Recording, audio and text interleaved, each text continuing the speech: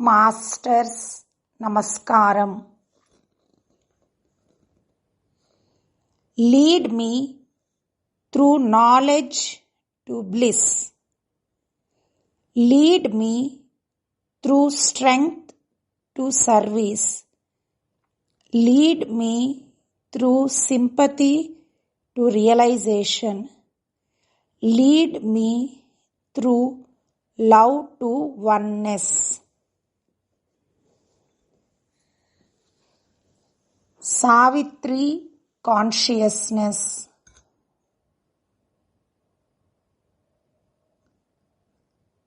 Aurobindo consciousness. Andhra మహాసావిత్రి మొదటి భాగం మహోదయం. ఎక్కడో కథ మధ్యన వచ్చే క్లైమాక్స్తో సావిత్రి మహాకావ్యం ఆరంభమైంది. మరుక్షణంలో గతం ఫ్లాష్ బ్యాక్ అవుతుంది. అది సత్యవంతుడు మరణించవలసిన రోజు. అంటే నారద మహర్షి పెట్టిన గడువు ఆ రోజుతో పూర్తి అవుతుంది. సత్యవంతుడు సకల సద్గుణ వల్లభుడు అయినా అల్పాయుష్కుడు. అతను 1 ఏడాది మించి జీవించడని చెప్పాడు నారదుడు. అయినా సావిత్రి అతన్నే వరించింది. ఆ రోజు కోసం నిరీక్షించసాగింది. ఆ రోజు రానే వచ్చింది, వరించింది. అది పరమాత్మ జాగృతం కాని బ్రాహ్మీ ముహూర్తం. రాత్రి గడుస్తున్నది. ఉషోదయం కానున్నది. ఆమెకు 3 దినాలుగా కంటిపై కునుకు లేదు. త్రైరాత్ర వ్రతం చేస్తున్నది.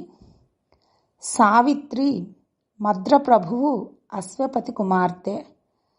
రాజ్యభ్రష్టుడై అరణ్యవాసం చేస్తున్న ధ్యుమత్సేనుని కుమారుడు సత్యవంతుని ఏరికోరి స్వయంవరం చేసుకున్నది. అత్తమామలతో భర్తతో కలిసి అరణ్యంలో కాపురం పెట్టింది. సావిత్రి సత్యవంతులది ఆత్మ ప్రణయ బంధం. ఏడాది కాలం సుఖంగానే సంసారం సాగింది. సత్యవంతునికి అవసాన కాలం సమీపిస్తున్నదని సావిత్రికి తెలుసు. అదే ఆమె కలవరం. అటు ఆసన్న మృత్యువుపై దృష్టి కేంద్రీకరించింది. అక్కడ జీవి ఆరాటం చిత్ర విచిత్ర సంకేతమయం, సంవేదనామయం. దానిలోకి చొచ్చుకుపోవడం దుస్తరం, అనూహ్యం. అక్కడక్కడ శూన్యంలో మెరుపుల మినుగురులు. ఒక రూపం ఏదో అరూపంగా తోచి అంతలో మాయమవుతుంది.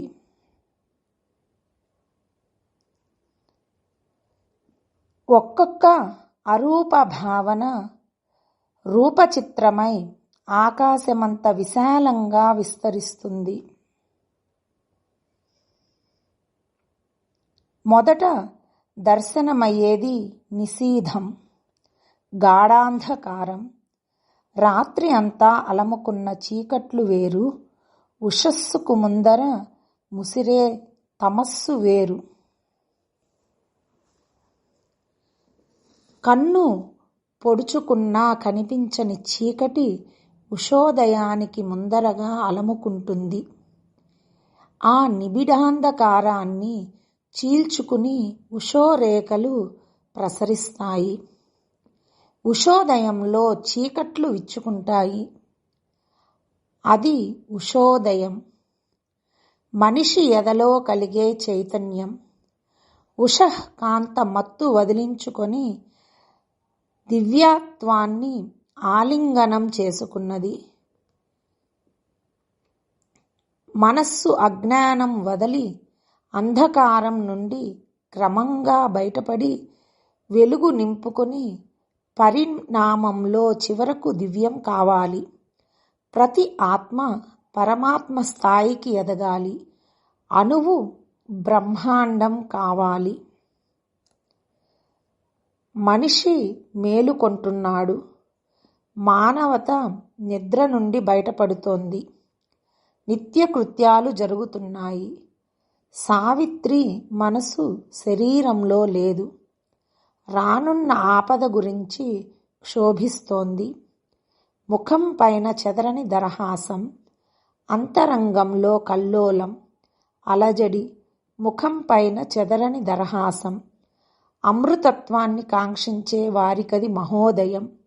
స్వర్గం చేరాలన్నా, పరమాత్మను చేరాలన్నా అంత సులభం కాదు.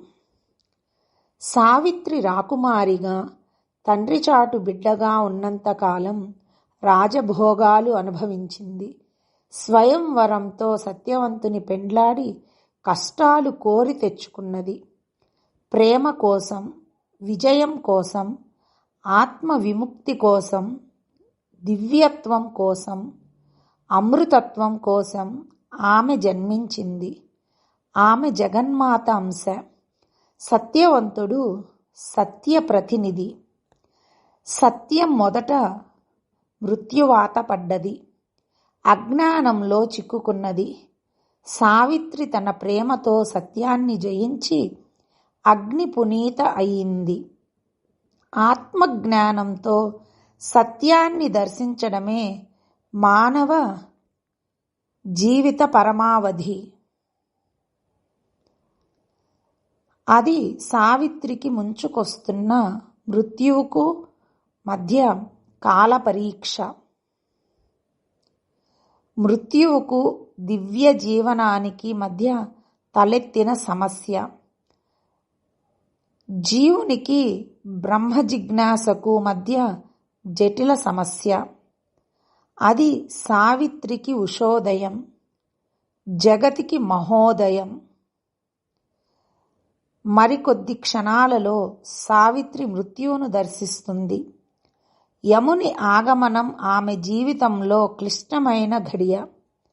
తన కర్తవ్యాన్ని విస్మరించి మృత్యువుకు తలవంచడం అన్న ప్రశ్న లేదు.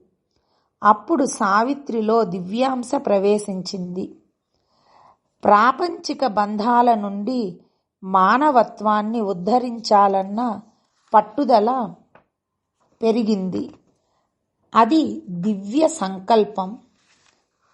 అది సత్సంకల్పం. ఈశ్వర సంకల్పానికి సావిత్రి ఆలంబన అయింది. విధి బలీయం అన్నారు మహర్షులు. సావిత్రి ప్రయత్నం ఫలించడానికన్నా విఫలం కావడానికే ఎక్కువ అవకాశం అనిపిస్తుంది. అయితే సావిత్రి వెనుకంజ వేయలేదు. వెనుతిరిగి గతంలోకి చూడదలచలేదు.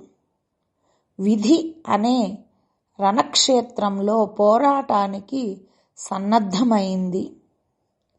సావిత్రి జగన్మాత అవతారం. అశ్వపతి తపస్సు చేసి పరమాత్మను ప్రసన్నం చేసుకుని జగన్మాతను భూమిపైన అవతరించవలసిందిగా అర్థించాడు. మానవుడు మృత్యుంజయుడు కావాలి. పరిణామంలో మనిషి చేరవలసిన గమ్యం ఇంకా చేరలేదు. సాధించవలసిన అమృతత్వాన్ని సాధించలేదు. తొలి అధ్యాయాలలో అశ్వపతి విశ్వయోగ సాధన కనిపిస్తుంది. అశ్వపతిలో శ్రీ అరవింద యోగి దర్శనమిస్తాడు. పేరు అశ్వపతి. యోగం, అనుభూతి, అనుభవం అన్నీ Shri అరవిందునివి.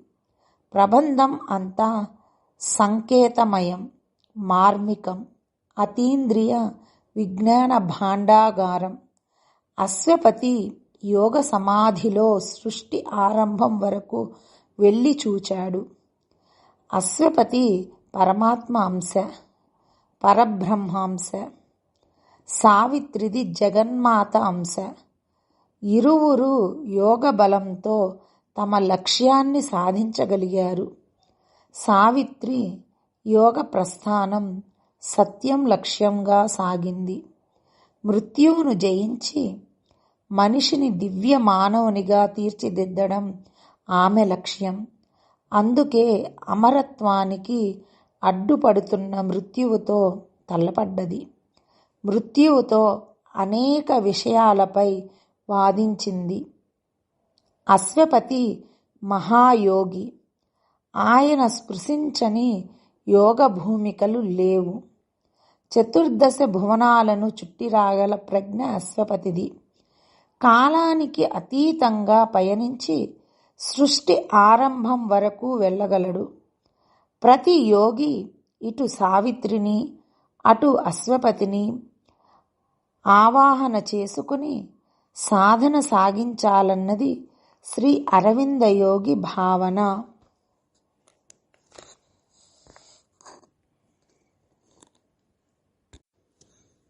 It was the hour before the gods awake.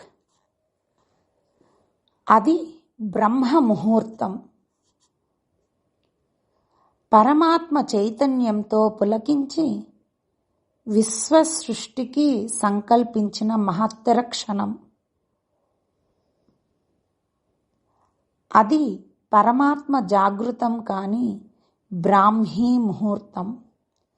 ఆ మహత్తర ఘటన దివ్య సంకల్పానికి మొదల. అది అంతర్హితం కానున్న మహాంధకార నిశీధి. వెలుగులేని ఒంటరితనం, అనంతం అంధకార మందిరం. మహానిశ్శబ్దం పరచుకున్న నిశ్చలత. అది అభేద్యం. అది తమస్సు. రానున్నది ఉషస్సు.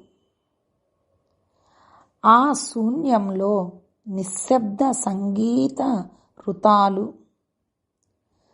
చక్షురాహిత్యం, అరూపస్థితి అనంతంగా రోదసిలోకి సాగి ఉంది. అనంతం అరూపంలో లయించి ఉంది.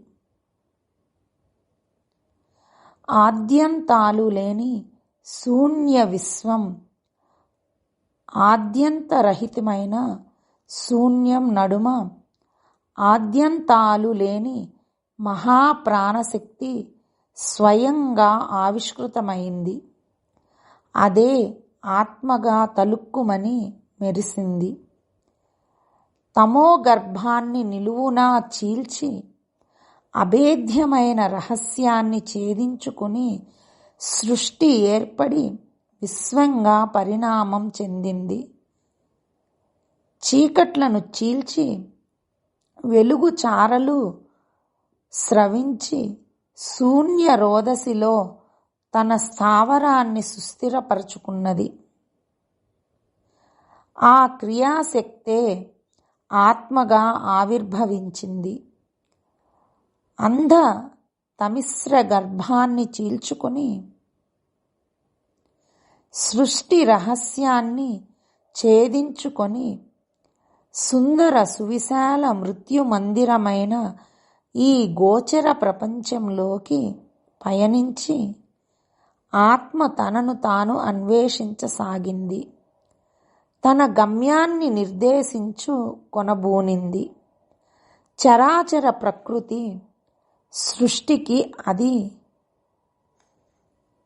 ఆది లేదు, అంతం లేదు. చరాచర ప్రకృతి సృష్టికి ఆది లేదు, అంతం లేదు.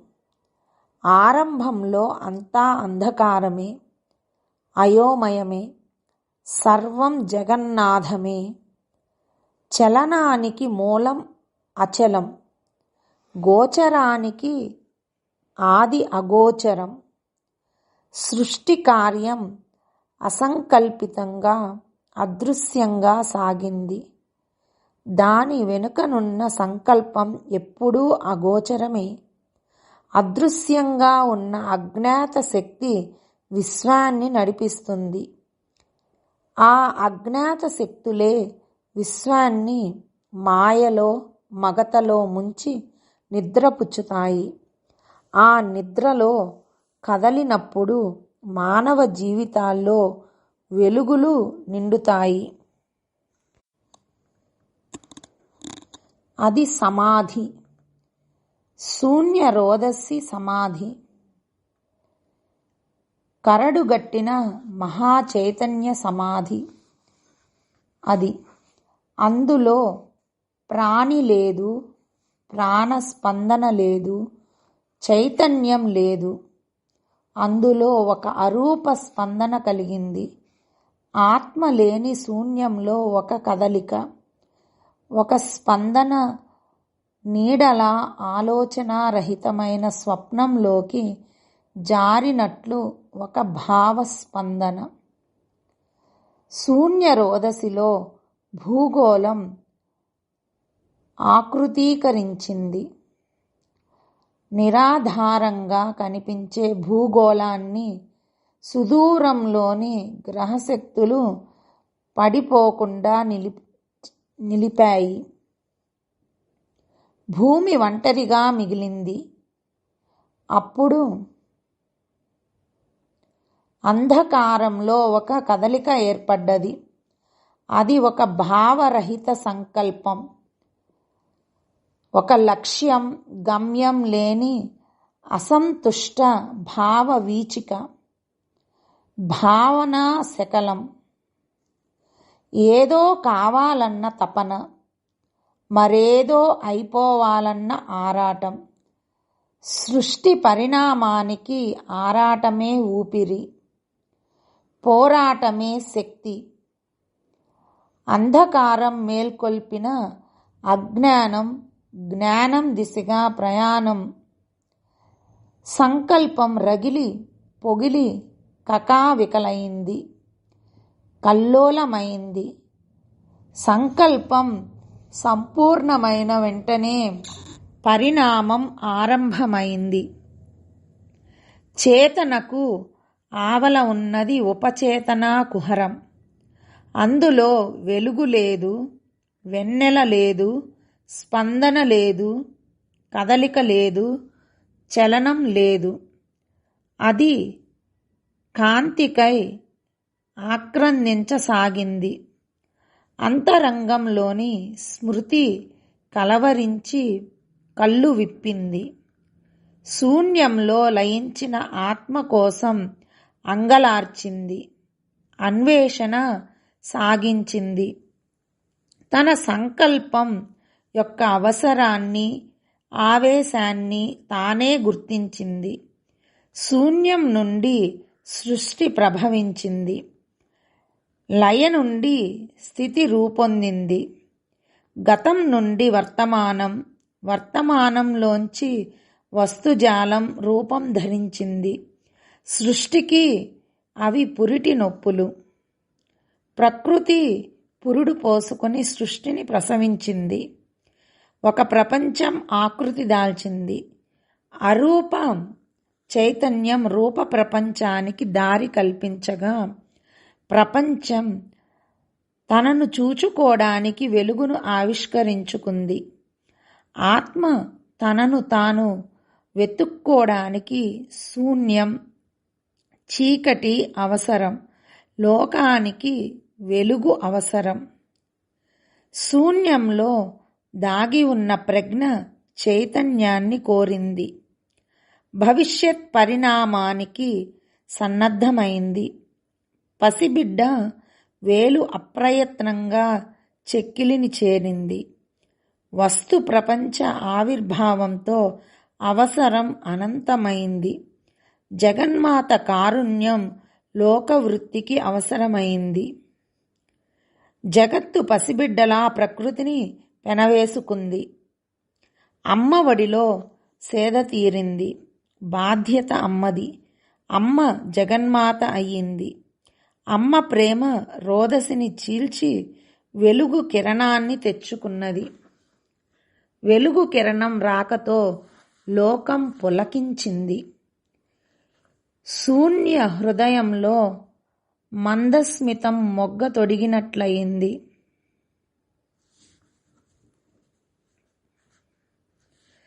నిద్ర నటిస్తున్న ప్రాణశక్తి ఉలిక్కిపడి కళ్ళు విప్పింది. ప్రాణస్పందనతో అచల ప్రకృతి చలనం పొందింది.